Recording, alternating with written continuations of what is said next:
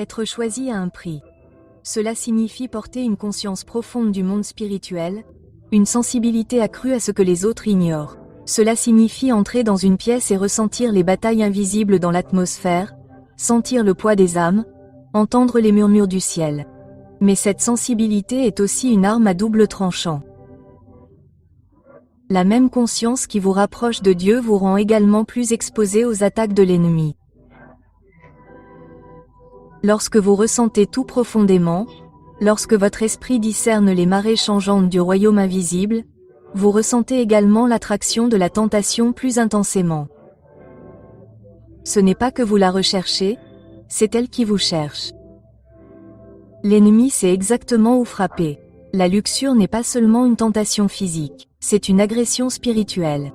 Elle est conçue pour distraire, consumer, empêtrer. Lorsque vous êtes choisi, les enjeux sont plus élevés. L'ennemi ne perd pas de temps avec ceux qui n'ont aucun but. Il cible ceux qui portent quelque chose de précieux. Et il utilisera la convoitise comme une arme, car il sait à quel point elle peut facilement passer à travers les fissures de l'armure la plus solide. Pour de nombreux élus, cette bataille est menée en secret. Non pas parce qu'ils sont faibles, mais parce qu'ils craignent que personne ne comprenne. Ils pensent, si je lutte, cela signifie-t-il que je ne suis pas appelé? Si je trébuche, cela signifie-t-il que j'ai perdu la faveur de Dieu? Mais la vérité est que lutter ne signifie pas que vous êtes perdu. Cela signifie que vous êtes une menace. L'ennemi ne combat pas contre les complaisants. Il combat contre les oins. C'est pourquoi la convoitise devient une bataille cachée pour de nombreux élus. Plus ils se rapprochent de Dieu, plus l'ennemi essaie de les éloigner. Il n'a pas besoin qu'ils tombent tous d'un coup. Il a seulement besoin qu'ils soient distraits. Car un guerrier distrait est un guerrier affaibli. Mais laissez-moi vous dire quelque chose, la conscience est la première étape vers la victoire. Si vous reconnaissez la bataille, si vous voyez la stratégie de l'ennemi, alors vous êtes déjà sur le chemin pour la surmonter. Vous n'avez pas été choisi pour être une victime, vous avez été choisi pour être un vainqueur. Vous n'êtes pas appelé à être consumé par la tentation. Vous avez été appelé à marcher dans le feu de la présence de Dieu où aucune impureté ne peut survivre. Ce n'est pas une bataille que vous menez seul. Celui qui vous a appelé est celui qui vous fortifiera. Et lorsque vous vous tenez en sa présence, lorsque vous vous abandonnez complètement, lorsque vous lui permettez de combattre pour vous, la convoitise perdra son emprise. Car la puissance de Dieu est plus grande que la plus forte tentation. Et lorsqu'il est avec vous, aucune arme forgée contre vous ne prospérera. Il y a une solitude qui accompagne le fait d'être choisi. Ce n'est pas le genre de solitude qui peut être résolue par une foule. Car il ne s'agit pas de l'absence de personne. Il s'agit du poids de l'appel. Lorsque Dieu vous met à part, il vous emmène sur un chemin que peu de gens comprendront. Vous regardez autour de vous et vous réalisez que vous empruntez une route que les autres ne voient pas. Les gens peuvent admirer l'onction sur votre vie, mais ils ne voient pas les sacrifices qui se cachent derrière. Ils ne voient pas les nuits où vous luttez dans la prière, les moments où votre cœur souffre pour quelque chose de plus profond. Vous aspirez à une connexion, mais vous constatez que la plupart des gens ne peuvent pas vous rencontrer là où vous êtes. Les conversations qui les enthousiasment vous semblent vides. Les distractions qui les satisfont vous laissent encore plus affamés. Et dans cet isolement, la tentation trouve une porte ouverte. La luxure ne se manifeste pas toujours par une attaque bruyante. Elle se manifeste souvent par un murmure dans le silence. Elle se présente comme un réconfort, un moyen de combler le vide, un moyen d'alléger le fardeau. Elle dit que vous êtes seul. Personne ne comprend, personne ne voit. Mais cela vous fera ressentir quelque chose. Le danger ne réside pas seulement dans la tentation elle-même, mais dans ce qu'elle représente. La luxure devient une fausse compagnie. Elle devient une échappatoire temporaire à la solitude de l'appel. Elle offre un plaisir momentané au lieu d'une connexion plus profonde avec Dieu. Mais dès qu'elle s'estompe, le vide ne fait que revenir plus profondément qu'avant. L'ennemi veut vous faire croire que vous êtes seul, que personne ne voit votre combat, que vous devez porter votre appel en silence. Mais c'est un mensonge. Le même Dieu qui vous a appelé est le Dieu qui vous soutient. Il ne vous a pas mis à part pour vous abandonner. Il ne vous a pas oint pour vous laisser combattre seul. Élie pensait autrefois qu'il était le seul qui restait, le seul à défendre encore Dieu. Mais Dieu lui dit, « J'ai réservé en Israël 7000 personnes qui ne se sont pas prosternées devant Baal. Tu te sens peut-être seul, mais tu ne l'es pas. D'autres mènent les mêmes combats. D'autres comprennent. Et par-dessus tout, il y a un Dieu qui ne t'abandonne jamais. Ne laisse pas l'ennemi utiliser ton isolement pour te conduire à la tentation. Ne cherche pas de réconfort dans ce qui n'a jamais été censé te satisfaire. Cours vers celui qui t'a appelé. En sa présence, il y a la plénitude, pas le vide. Il y a la joie, pas le regret. Il y a la compagnie, pas la tromperie. Lorsque tu te tiens en présence de Dieu, la solitude du monde perd son emprise parce que tu réalises que tu n'as jamais été seul au départ. Les plus grandes batailles de la vie ne se livrent pas en public. Elles ne se livrent pas là où les gens peuvent les voir. Elles se livrent dans les coins tranquilles de l'esprit où personne ne regarde. Là où les pensées montent et descendent comme des vagues dans la nuit. C'est là que l'ennemi attaque en premier. Bien avant que la convoitise ne devienne une action, c'est une pensée. Bien avant qu'elle ne devienne une chute, c'est une semence, implantée dans l'esprit. L'ennemi n'a pas besoin de semer la destruction d'un seul coup. Il lui suffit de murmurer une suggestion, d'implanter un désir, de tordre une pensée, puis de se retirer pendant que l'esprit fait le reste.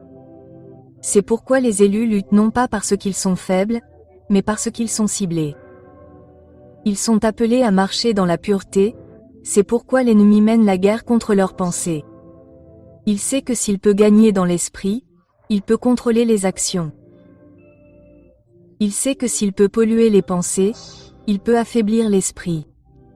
C'est pourquoi la Bible nous avertit de prendre chaque pensée captive, car les pensées deviennent des habitudes, les habitudes deviennent des forteresses et les forteresses deviennent des prisons.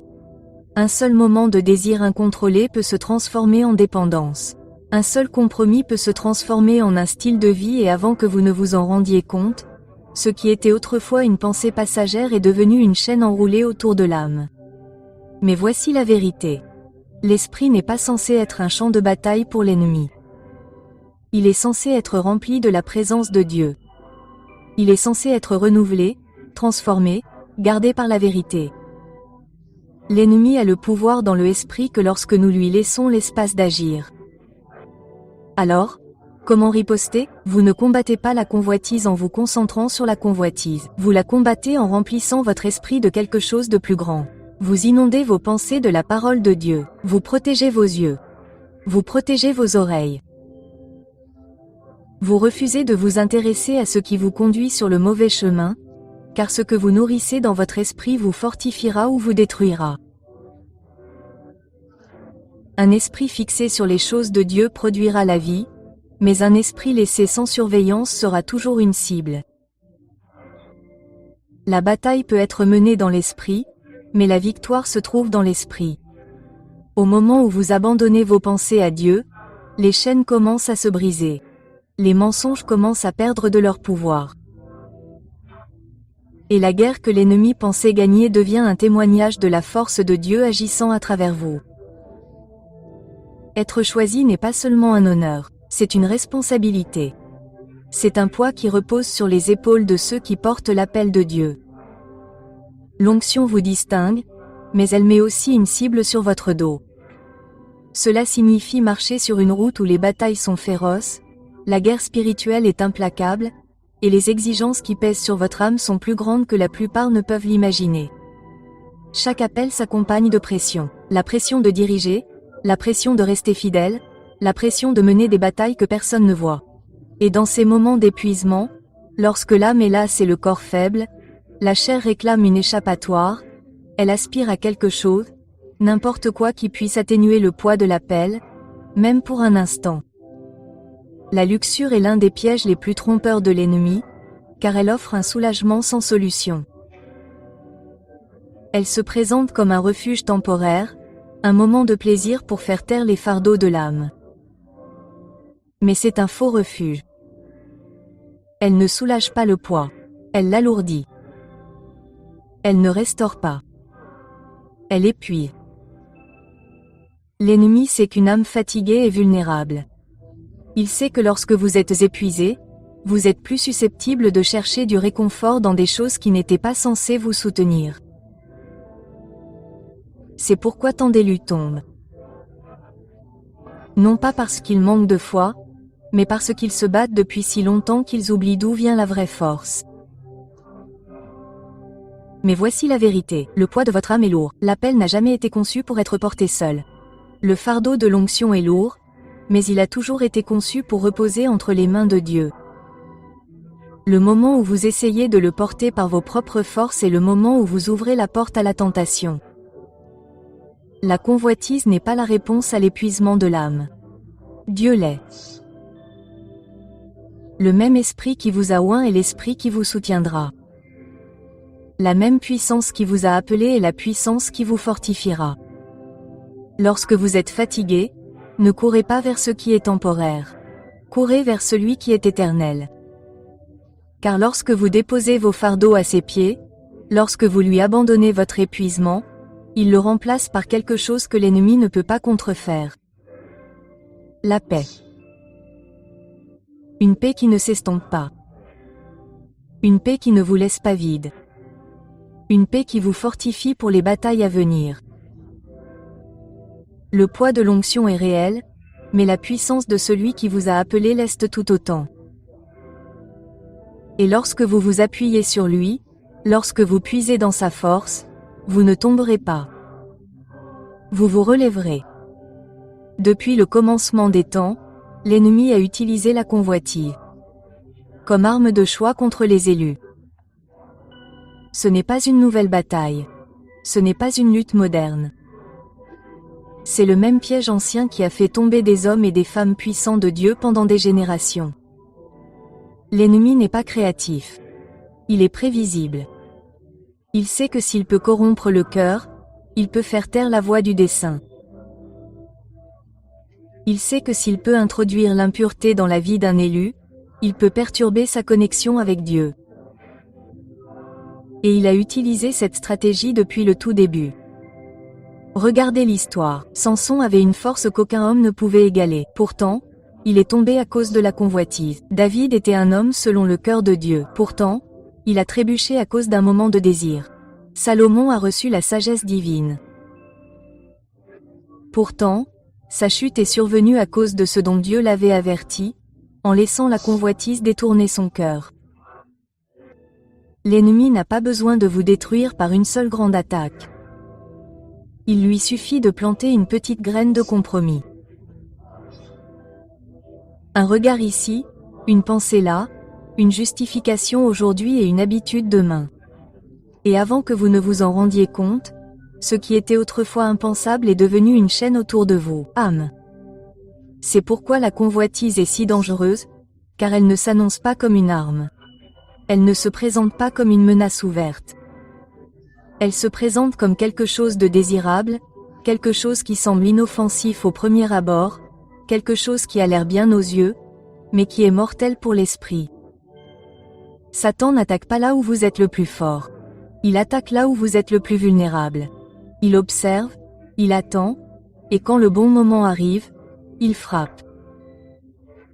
C'est pourquoi les élus luttent, car l'ennemi connaît leur potentiel.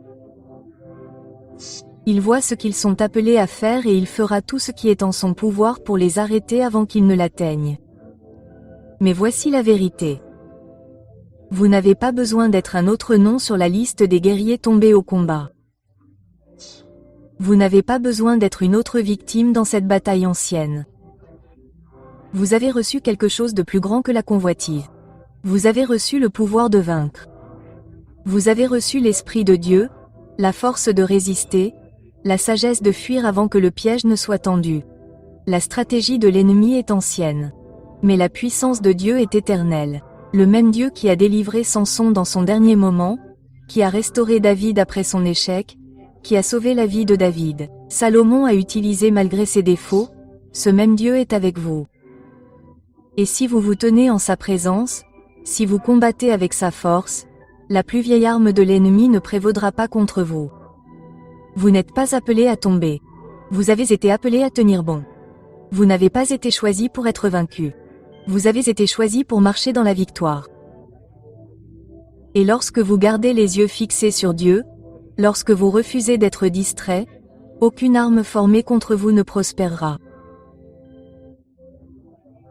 Au cœur de chaque élu se trouve un désir profond, une faim de quelque chose de réel, de durable, d'éternel. Cette faim n'est pas une faiblesse, elle fait partie du dessein. Dieu vous a créé avec un besoin de connexion, un désir d'être pleinement connu, pleinement aimé, pleinement compris. Mais c'est là que réside le danger. Lorsque cette faim n'est pas satisfaite en Dieu, elle cherche des substituts. Et l'ennemi est prompt à proposer des contrefaçons. La convoitise se déguise en intimité. Elle prétend être de l'amour. Elle murmure qu'elle satisfera la solitude, comblera le vide, soulagera le cœur douloureux. Mais c'est un mensonge. Élus ont souvent des difficultés relationnelles parce que leur vocation les distingue. Ils ne s'intègrent pas dans les systèmes du monde. Ils ne se connectent pas facilement avec ceux qui ne partagent pas leur vision. Et beaucoup d'entre eux empruntent un chemin où la véritable camaraderie semble lointaine. L'ennemi voit cette vulnérabilité et s'y installe par la tromperie. La luxure offre ce qui semble être une intimité sans engagement, une passion sans but, une proximité sans alliance. Mais ce n'est rien de plus qu'une ombre qui s'estompe de ce que Dieu a prévu. Elle ne nourrit pas. Elle draine. Elle ne construit pas. Elle brise. Elle ne remplit pas. Elle laisse plus vide qu'avant. La raison pour laquelle les élus luttent contre la luxure n'est pas parce qu'ils sont corrompus, mais parce qu'ils ont été créés pour une connexion profonde. Le problème n'est pas le désir. C'est où le désir est dirigé. Lorsque ce besoin est placé en Dieu, il produit la plénitude. Mais lorsqu'il est placé dans la luxure, il crée des chaînes. L'ennemi sait que la luxure ne piège pas seulement le corps, elle enchevêtre le cœur. Elle conduit les gens dans des cycles de honte, de regrets et d'ennuis spirituels. Elle crée une distance entre eux et Dieu. Pas parce que Dieu est là, s'éloigne, mais parce qu'ils commencent à se sentir indignes de sa présence. Mais voici la vérité, le désir en vous n'a jamais été censé être satisfait par le monde. Il était censé être comblé par la présence de Dieu. L'intimité que vous recherchez ne se trouve pas dans les plaisirs temporaires. Elle se trouve dans une relation avec celui qui vous a formé, qui vous connaît, qui vous aime au-delà de tout ce que ce monde peut offrir. Lorsque vous comprenez cela, la convoitise perd son emprise. Car lorsque vous êtes rempli de l'amour de Dieu, vous cessez de chercher des contrefaçons. Lorsque vous demeurez en sa présence, la faim en vous est satisfaite d'une manière qu'aucune tentation ne peut égaler. Élus, ne tombez pas dans le mensonge. N'échangez pas votre destin contre une illusion temporaire. L'amour que vous recherchez est déjà le vôtre. Il se trouve dans les bras de celui qui vous a appelé, qui vous a mis à part, qui vous aime d'un amour qui ne s'estompe jamais. Et lorsque vous vous reposez en lui, vous découvrirez que ce que l'ennemi a offert n'était jamais de l'amour du tout. Ce n'était qu'une distraction de l'amour que vous avez déjà en Christ. Là est une guerre à l'intérieur de chaque élu. Une bataille constante entre l'esprit et la chair. Au moment où Dieu vous appelle, la guerre commence. L'esprit en vous aspire à la sainteté, à la justice, à la présence de Dieu. Mais la chair a soif de confort, de plaisir et de complaisance. Ces deux forces sont toujours en conflit, tirant dans des directions opposées. Et la convoitise est l'un des champs de bataille où cette guerre est la plus intense. La convoitise ne s'attaque pas simplement au corps. C'est une attaque directe contre l'esprit. Elle cherche à affaiblir l'élu en nourrissant la chair et en affamant l'âme. Plus vous cédez au désir de la chair, plus la voix de l'esprit s'affame. Plus vous vous adonnez à ce qui plaît au corps, plus vous vous sentez éloigné de la présence de Dieu. C'est pourquoi l'ennemi tente constamment ceux qui sont appelés. Il n'a pas besoin de les transformer en incroyants. Il a seulement besoin de les amener à vivre dans la chair. Car une personne gouvernée par la chair est impuissante dans l'esprit. Une personne dominée par la convoitise peut encore croire, prier, prêcher, mais il leur manquera l'autorité, l'onction et la puissance qui ne viennent que d'une vie d'abandon. Le but de l'ennemi est de vous garder charnel, de vous distraire, de vous garder liés par des désirs qui affaiblissent votre force spirituelle. Il sait que s'il peut vous faire nourrir par la chair, il peut vous empêcher d'accomplir votre appel. Il n'a pas besoin de vous détruire, il a seulement besoin de vous empêcher de marcher dans votre pleine puissance. Mais voici la vérité, vous n'êtes pas appelés à vivre dans la chair. Vous êtes appelés à marcher dans l'esprit. Et lorsque vous vivez par l'esprit, vous gagnez la maîtrise de la chair. Lorsque vous crucifiez les désirs qui cherchent à vous contrôler, vous devenez invincible entre les mains de Dieu. Cette bataille ne se gagne pas par la volonté, elle se gagne par l'abandon. Il ne s'agit pas de faire plus d'efforts, il s'agit de s'abandonner complètement. La seule façon de vaincre la convoitise est d'être tellement rempli de Dieu qu'il n'y a plus de place pour autre chose. La seule façon de vaincre la chair est de vivre dans la présence de celui qui fortifie. L'esprit. Élu, tu n'as pas à vivre dans la servitude. Tu n'as pas à mener ce combat seul. L'esprit en toi est plus fort que la chair. La puissance de Dieu en toi est plus grande que les désirs qui tentent de t'en éloigner. Mais tu dois choisir. Vivrez-vous pour ce qui est temporaire ou marcherez-vous dans ce qui est éternel? Nourrissez-vous la chair ou laisserez-vous l'esprit te guider? La bataille est réelle, mais la victoire l'est tout autant. Et lorsque tu choisis de marcher dans l'esprit, lorsque tu choisis de t'abandonner entièrement à Dieu, les chaînes de la convoitise se briseront. La lutte perdra de sa puissance et tu ne marcheras pas dans la défaite mais dans la force de celui qui t'a appelé. Il n'y a rien de plus dangereux pour l'âme qu'un péché qui reste caché. L'ennemi sait que les élus sont appelés à un niveau plus élevé et il n'essaie donc pas toujours de les faire tomber en public. Il cherche à les piéger dans le secret. La convoitise prospère dans le secret. Elle grandit dans l'obscurité, se nourrit du silence, se multiplie dans l'isolement. Au début, cela peut sembler insignifiant, un compromis ici, un secret. Il y a là une indulgence. Mais avec le temps, ce qui était autrefois contrôlable devient dévorant. Le péché qui n'est pas confessé prend du pouvoir sur le cœur. Il commence à façonner l'identité. Il crée de la culpabilité et de la honte, faisant que les élus se sentent indignes de leur appel, inaptes à la présence de Dieu. L'ennemi utilise le péché caché comme une arme. Il murmure, « Tu ne peux le dire à personne, ils te jugeront, ils te rejetteront. Tu es seul dans cette lutte. » Ainsi, au lieu de chercher de l'aide, de nombreux élus souffrent en silence. Ils continuent de prêcher, de servir et de diriger. Mais derrière des portes closes, ils mènent une guerre qu'ils ont le sentiment de ne pas pouvoir partager. Mais voici la vérité. Le péché caché ne reste pas caché, il se propage. Il corrompt le cœur, affaiblit l'esprit et émousse la voix de Dieu. Plus il reste non confessé, plus il a de pouvoir de destruction. Et ce que l'ennemi veut le plus, c'est que vous le gardiez enfoui afin qu'il puisse continuer à vous voler votre force et à faire taire votre objectif. Mais il y a de la liberté dans la lumière, il y a de la puissance dans la confession. Au moment où vous portez votre combat devant Dieu, au moment où vous exposez ce que l'ennemi voulait garder caché, les chaînes commencent à se briser. La puissance du péché réside dans son secret, mais la puissance de Dieu réside dans sa grâce. La Bible dit, « Confessez vos péchés les uns aux autres et priez les uns pour les autres afin que vous soyez guéris. » La confession n'a rien à voir avec la honte. Elle a pour but la guérison. Elle a pour but de briser la forteresse que le secret a construite. Elle a pour but de faire taire la voix de l'ennemi et d'accéder à la liberté que le Christ a déjà gagnée pour vous. Élu, ne laisse pas le péché caché te voler ta destinée. Ne laisse pas l'ennemi te garder dans une prison secrète. Au moment où tu exposes ta lutte à la lumière, le pouvoir des ténèbres est brisé. Au moment où tu l'abandonnes à Dieu, la grâce prend le dessus. Dieu n'appelle pas les parfaits. Il appelle ceux qui se sont abandonnés. Et si tu abandonnes ta lutte secrète, si tu laisses sa grâce te couvrir, Il ne te rejettera pas. Il te restaurera. Car la liberté ne se trouve pas dans la clandestinité, elle se trouve dans sa présence.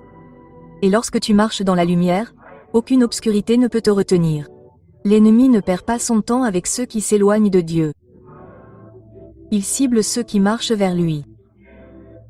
Il attaque ceux qui ont été mis à part, ceux qui ont une mission, ceux dont les voix menacent son royaume. Les élus sont ceux qui sont élus, pas n'importe qui.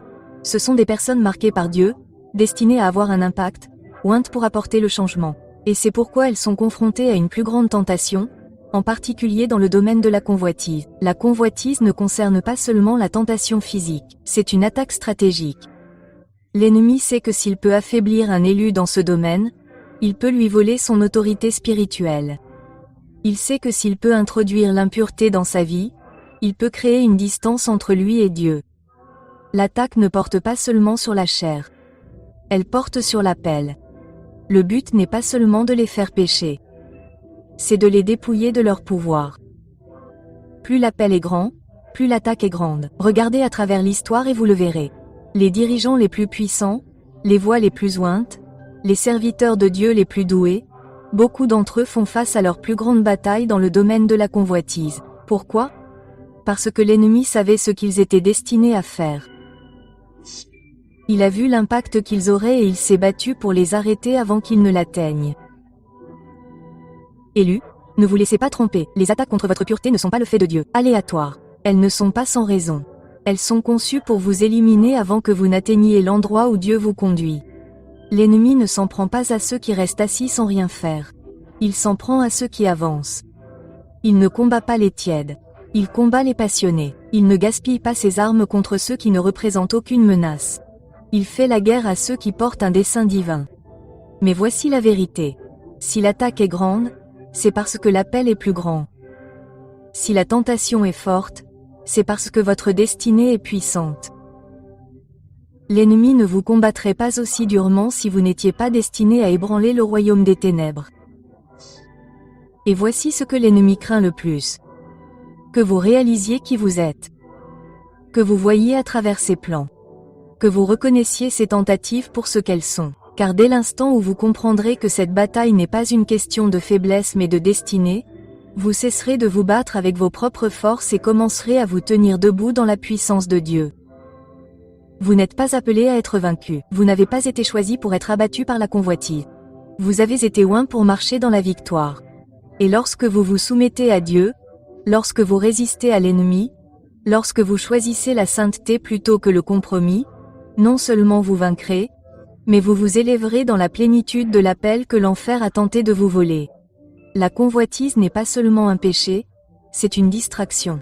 L'ennemi sait qu'il ne peut pas vous enlever votre appel, alors il s'efforce de détourner votre attention. Il sait que s'il peut vous maintenir préoccupé par la tentation, la culpabilité et la honte, vous passerez plus de temps à mener des batailles intérieures qu'à faire avancer le royaume de Dieu. Les élus sont censés vivre avec un but, marcher dans la clarté, poursuivre la volonté de Dieu avec un cœur sans partage. Mais la convoitise divise le cœur. Elle vole du temps, draine l'énergie et obscurcit la vision spirituelle. Elle détourne l'attention de l'Éternel vers le temporaire, de la mission de Dieu vers les luttes personnelles. Plus on lutte avec elle, moins on poursuit sa mission divine. Mais voici la vérité. Vous avez été créé pour plus. Vous avez été appelé à courir, pas à vous empêtrer. Lorsque vous fixez vos yeux sur Dieu, lorsque vous choisissez la pureté plutôt que le compromis, vous libérez-vous de la distraction et entrez dans la plénitude de votre destinée. Il y a une raison pour laquelle l'ennemi cible les élus avec convoitise.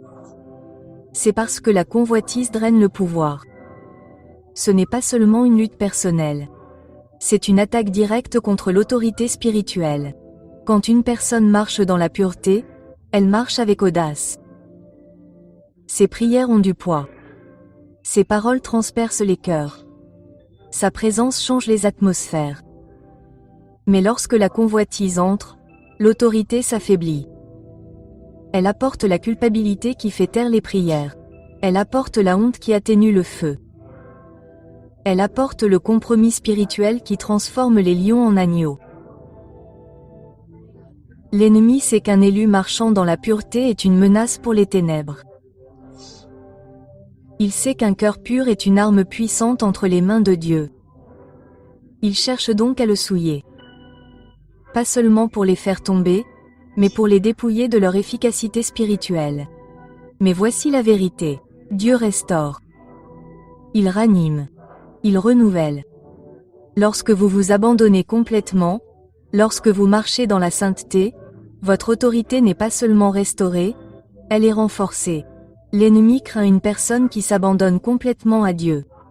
Et lorsque vous vous libérez de la convoitise, vous ne regagnez pas seulement votre pouvoir, vous marchez dans une onction plus grande qu'auparavant. L'une des plus grandes tromperies de l'ennemi est de faire croire aux élus qu'ils peuvent contrôler la convoitise. Cela commence par une petite indulgence, un regard, une pensée, un moment de faiblesse inoffensif. Et l'ennemi murmure, « Vous pouvez gérer cela. Ce n'est pas grave. Vous pouvez arrêter quand vous voulez. » Mais la convoitise n'est jamais satisfaite. Elle exige toujours plus. Ce qui était autrefois occasionnel devient fréquent. Ce qui semblait autrefois inoffensif devient une habitude. Et avant longtemps, ce que l'on pensait sous contrôle contrôle désormais la personne. L'ennemi n'a pas besoin que vous tombiez en un seul grand moment. Il a juste besoin que vous croyiez que vous avez toujours le contrôle. Car tant que vous pensez pouvoir gérer le péché par vous-même, vous ne l'abandonnerez pas à Dieu. Et c'est ainsi que la convoitise resserre son emprise par de petits compromis qui se transforment en chaînes. Mais voici la vérité, vous n'êtes pas appelé à combattre par vos propres forces, vous n'avez jamais été censé gérer la convoitise. Vous étiez censé la crucifier. La seule façon de vous libérer est de vous abandonner complètement. En marchant dans l'esprit, en affamant la chair et en nourrissant l'âme.